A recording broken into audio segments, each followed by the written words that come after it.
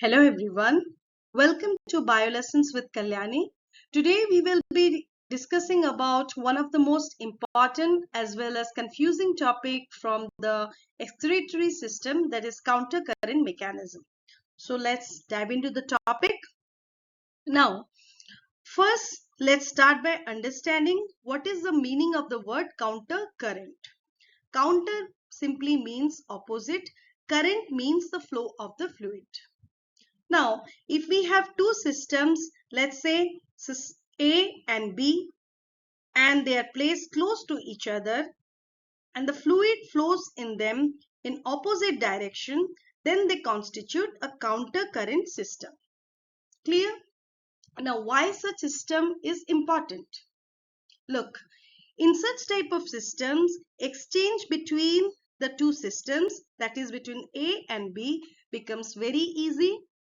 It is efficient and can take place continuously along the entire length. Okay. Now, where exactly do we use this countercurrent system? The kidneys use it to produce concentrated urine. Now, why this concentrated urine is essential for us? Look, we are terrestrial or land animals, and like the aquatic animals, we cannot afford to lose a lot of water in the process of elimination of the waste. So, we have to devise a mechanism in which waste is eliminated, but we do not lose a lot of water.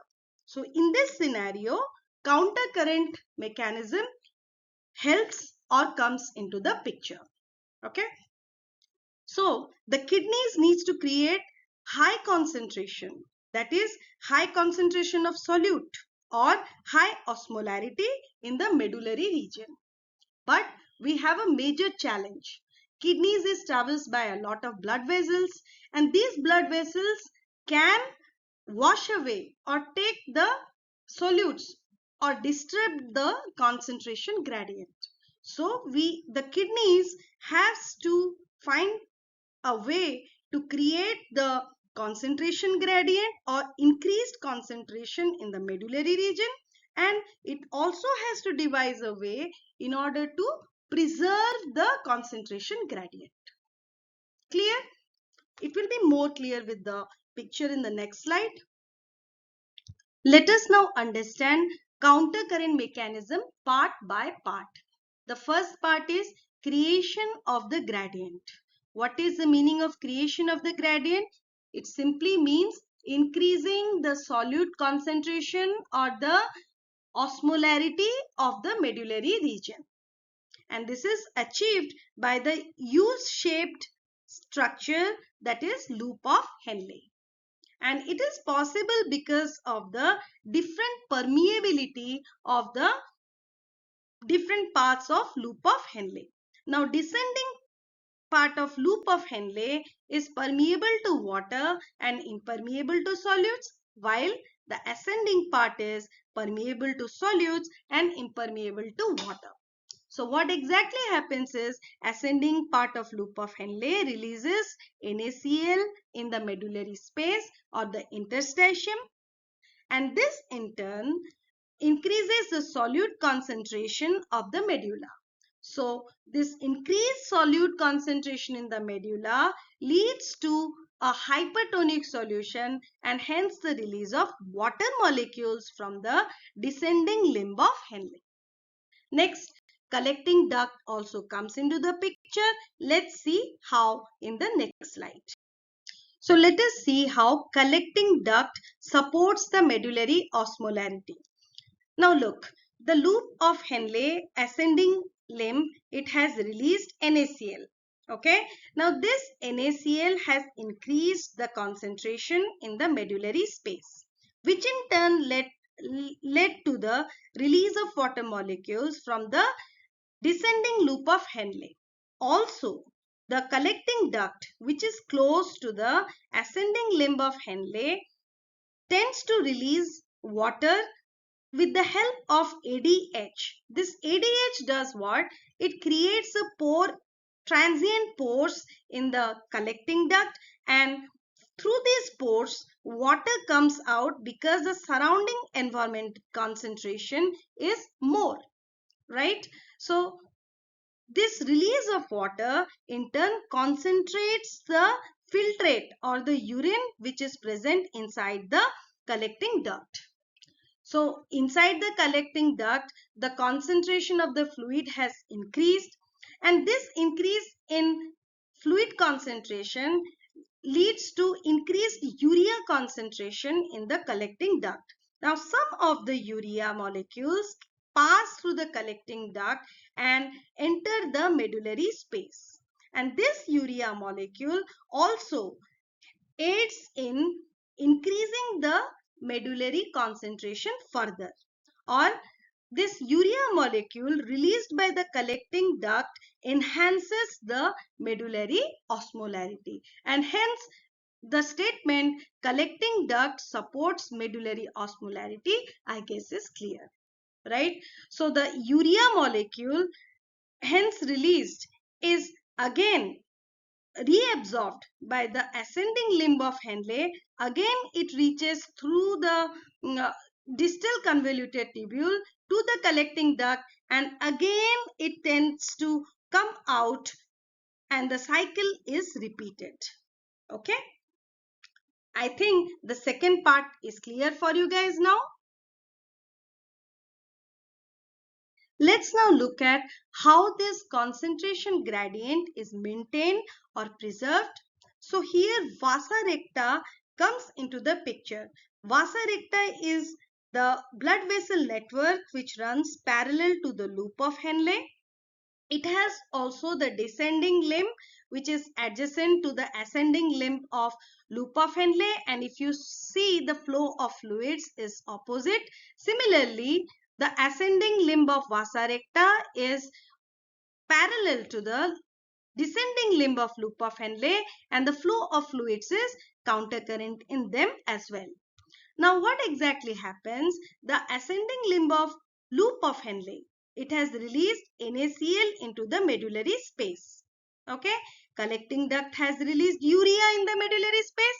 So this increased concentration in the medulla because of presence of NaCl and urea, it leads to the increase in concentration compared to that of the concentration of solutes inside the blood flowing through the descending limb of Vasa Recta. So what happens? Water molecules tend to flow out from the blood into the medullary space. Okay, now as the blood flows further and reaches the ascending limb of Vasa Recta, here the concentration gradient changes. Why? Because in the cortex, in the medullary cortex, the concentration of solutes is less compared to the medulla. Another point, the descending limb of loop of Henle has released water. So if you see the concentration of the solutes in the blood flowing through the Vasa Recta ascending limb compared to the medullary space here, it is more. So what happens? The solutes, that is NaCl as well as urea, tend to flow out from the ascending limb of Vasa Recta into the medullary space.